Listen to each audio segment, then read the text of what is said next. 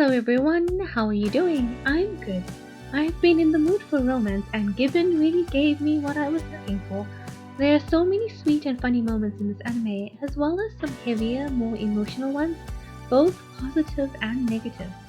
Gibbon has everything I look for when watching a romance or a romantic comedy, and so I made a video about it. Ritsuka Uyo Noyama is a 16-year-old guitar prodigy who has kind of lost the joy for playing. He's in a band with 22-year-old bassist and grad student Haruki Nakayama, who I like very much, and 20-year-old drummer and violinist Akihiko Kaji. Kaji is the hot guy of this anime, and I am 100% one of his groupies. He is another addition to Jonas Scott's ever-growing catalogue of hot dudes. The anime does a good job of giving us a pretty clear idea of Ritsuka right away. A voiceover summarizes his guitar journey, and then a quick scene with his friends in his class shows that he's well liked. He's also a sleepy boy, just like me. One day Ritsuka bumps into Mafuyu Sato in his regular nap spot on some stairs, a fellow sleepy boy. Also very cute and holding onto a guitar like it's a beloved teddy bear. He notices that the guitar strings are broken, and Mafuyu, who didn't realize they could be repaired, asks him to fix them. At first he says not right now because I don't have my kit with me, but Sato just looks so crushed that he can't handle it, and he fetches his stuff and fixes it right away. He may seem kind of tough on the outside, but he's a softie on the inside. As his feelings for Sato grow, I adore all his sweet and vulnerable inner thoughts, noticing Sato's expressions, noticing his looks, noticing when he smiles. He's exactly the kind of guy who, when you express how awkward you feel, gets in your face and shouts about how amazing he thinks you are. When he finds Sato on the stairs, sits next to him, fixes his strings and plays a chord, his life completely changes. Thinking back, I guess that was it. The moment when everything started sorta racing forward at full speed. Isn't it comforting to know your life could undergo a massive change so suddenly and in such a meaningful way? One random encounter and nothing is the same. I suppose it could be terrifying because in the same line, this sudden change could be for the worse. But we're talking about romance. In general, I like for my main characters in a romance to feel like they have lives beyond their love story and other important friendships and relationships. That's often done quite well in anime and quite badly in not anime. In the first few episodes of Given, we see quite a bit of Ritsuka's life, his friends, his sister, his band, and not so much on Sato's side. This creates a mystery around him both to us and to Ritsuka. He doesn't know anything about him, but he wants to. Who gave you this guitar? What kind of music do you like? What's your favorite song? Why do you want to learn to play? Mafuyu can't answer almost any question about music that Ritsuka asks. And so we have to ask ourselves, why is that? His inner monologue reveals that he struggles to connect with people around him, at least in a way that is expected. Sato's backstory is revealed in pieces as the anime progresses. Yuki, his childhood friend who became his boyfriend, took his life the year before. This explains why he looks so sad at the beginning of the series, and why he keeps thinking about loneliness. Towards the end of the season, Hiragi, one of his childhood friends, makes a comment that Yuki always loved Mafuyu's love of music, which makes me wonder why he couldn't answer questions like what kind of music he likes or his favorite song. It made sense to me that he couldn't answer where he got the guitar from or how good he wanted to become, because the instrument is from his dead boyfriend and he's learning to play because that's what's left of him. He doesn't know what to do with the guitar. He's kind of going along in the direction that life is pointing him. Of course, that's just at the start, and he does build his own passion for music by the end. But why can't he say what music he likes? And he gets a whole bunch of music from Kaji later on to explore his own taste. Makes me wonder if all his favorite music was Yuki's favorite music. When Ritsuka and Kachi ask him about his taste in music, he responds with, "Well, what do you like?" Which makes me think he's used to attaching his own tastes to someone else's, and that someone else was Yuki. But that's just my theory. What do you like? What kind of music are you into? What do you listen to? Dude, the question was for you! It's very easy to root for these two to be together. We want Ritsuka to get with Sato because he's so kind and awkward on the inside but serious and stoic on the outside. And we want Sato to get with Ritsuka because he's gone through such a tragic loss, because he's sad, because he's sweet, because he deeply misses the person who was closest to him and deserves to have someone close to him in that way again. Especially a sweetie pie like Ritsuka. Ritsuka's immediately curious about Sato, maybe even captivated, and can't stop thinking about him. He downplays his reaction even to himself, and I really like how he goes to the nap spot on the stairs over and over in hopes of seeing him again. And as he begins teaching him guitar and spending more and more time with him, that curiosity grows and deepens into something much more profound, especially after he hears him sing for the first time and it touches some special place in his heart, his passion, his creativity, the part of him that loves music but has forgotten that love as he masters its technicalities, the part that yearns to be close to Maki. It's like his voice is screaming out without him actually doing it. I know. Part of me wants to run away when I hear it. Though another part of me needs it, too. I start to feel nauseous. Or like I want to break something. It's not a particularly pleasant feeling. In any good romance, we need tangible stakes, something to root for while we watch our characters fall in love. In Given, it's Mafuyu's song. Once he joins the band, Ritsuka asks him to write lyrics to the song he wrote. In his internal monologue, he says he wants to play to Mafuyu's words, and that really shows how his feelings for Sato manifest in his musical expression. He made the song in the first place based on the melody Mafuyu provided, and he says a couple of times that his playing is all over the place since he met him, and yet he's enjoying himself so much.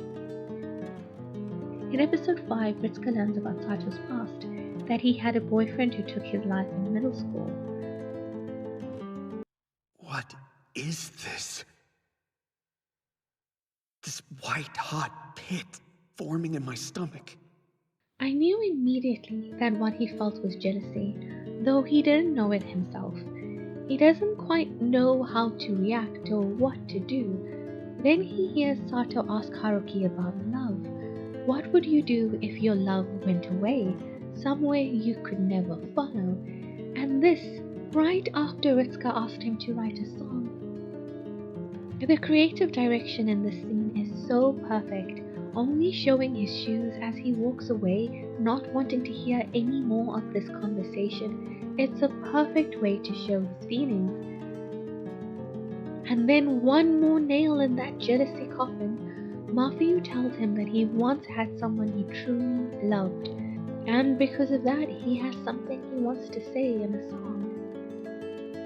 And because he is young, because he's in love, because he's hurt, Ritsuka doesn't realize the significance of Mafuyu sharing his feelings so directly.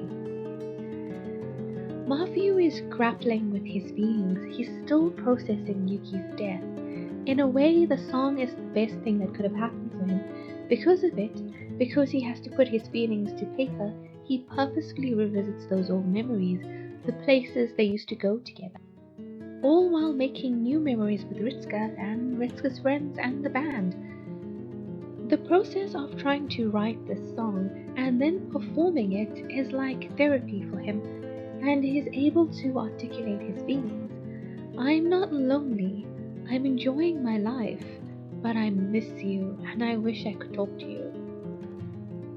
But in this moment on the stairs, Matthew is opening up to him, letting him in and expressing some of what he's going through. And Ritsuka doesn't immediately click to the significance of this because his own emotions boiling inside of him. And that boiling leads him to lash out at Matthew and to play badly on the guitar.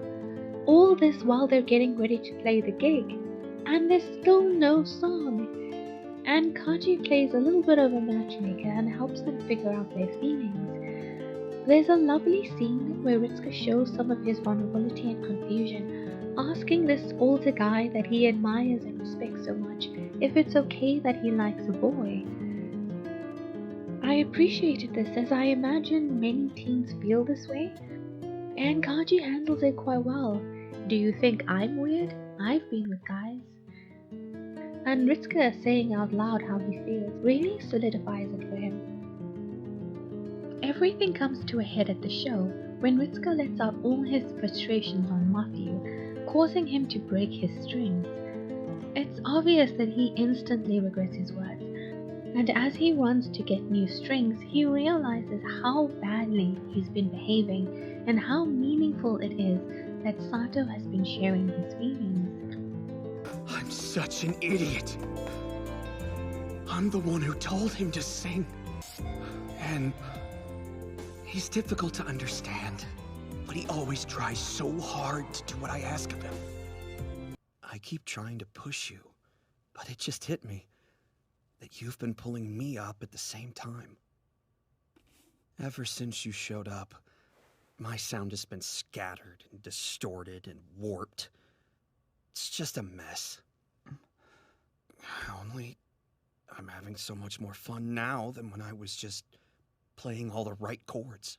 And Ritsuka tells him that he struggles to express his feelings too, making him feel more seen, less alone, more understood.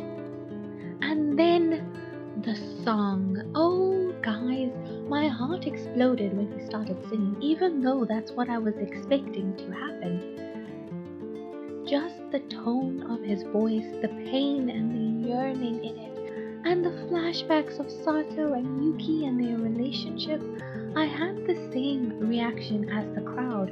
I honestly wanted to cry.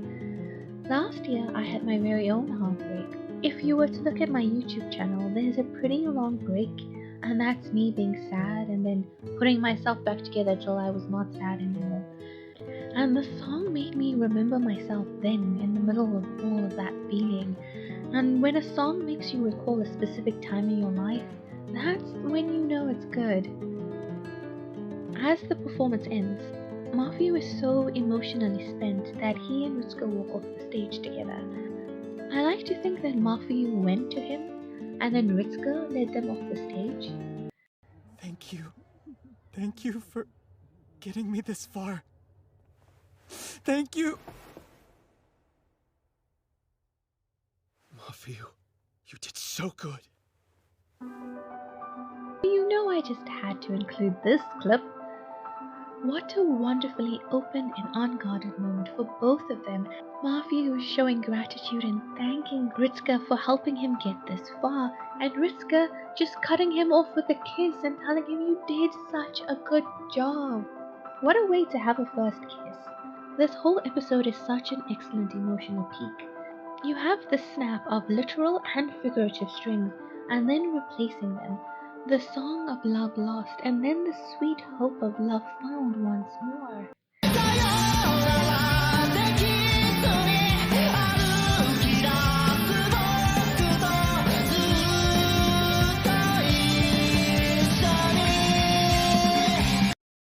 And at the end of the night, Matthew tells Hiragi that he likes someone new now. And that's just a wonderful way to cap it all off. And then we have some comedy, which this anime is really good at. I thoroughly enjoyed all the humorous moments throughout the series. The next day, Ritsuka takes a couple of moments before he remembers that he kissed Matthew, and he feels bad because he doesn't know if his feelings are returned. And yes, that is a valid concern. We should not just go around kissing people when we don't know if they want it. But as the audience, we do have evidence for Matthew's feelings for Ritsuka. specifically when he sees him talking to that nosy girl and wonders what's their relationship. I'm a big fan of small gestures that show emotion, and when Ritsuko goes to visit sick Matthew and reaches out his hand to touch his face, that is just the shot of romance that I needed. He's so shy and unsure, afraid of how he feels and confused of what he should do, but also desperate to be closer and closer. He even has to psych himself up just to knock on the door, and he explodes when he sees the object of his affection. I really like this animation. I think it's so fun. And then the band changes its name to Given, and Matthew is so excited to write more songs, about different things, and Ritsuko thinks to himself that he wants those songs to be about him, and it's all just so wonderful and sweet and adorable, and I love it so much. And now that Sato knows how he feels about Ritsuko, he doesn't waste time and takes him to the harbor to confess his feelings. After all of Ritsuko's angst and yearning, Matthew is just so straightforward and unexpected. He just comes right out and says it. I like you, Uenoyama. What? I love you.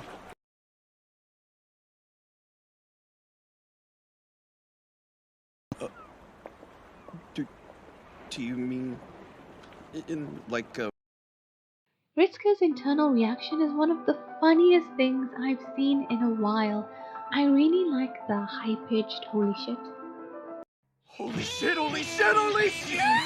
Okay, let's all be One of us is... And the little Ritsukas are each showing a different emotion. I've been thinking about the significance of Sato confessing at the harbor, a place by the ocean that he's never been. He went to the beach and saw the ocean for the first time with Yuki, who wanted to make sure Matthew would always remember this moment. And he does, because he returns there when he's writing the song. At the time, he said to Yuki, "You already have so many of my firsts. You want more?" And so when he confesses to Ritsuko at a place he's never been to before, he's giving him one of his firsts. And by the ocean too. I thought that was such a nice touch. And if we needed any further evidence that Ritsuko is a stand-up guy, he gets full approval from Haruki and Kaji before they can officially start dating. When he bows to Haruki and says, "Please let us have this peak romance," and Matthew sees the significance, I'm just so pleased for these sweet boys. I haven't watched the movie yet, but I will soon. I hope nothing too bad happens. Okay, so now I'm going to give some thoughts on Haruki and Kaji. I like both of them a lot, and Kaji is definitely my type of man, but I feel like I'm nervous to get invested in this love triangle. I like Haruki a lot. He's the papa bear of the group, so stable and reliable, and I like Kaji too. He's got a good heart and he's funny, but his affection is elsewhere, right? He's in love with someone else. It's been a long time, but I used to think love would be softer, sweeter, kinder.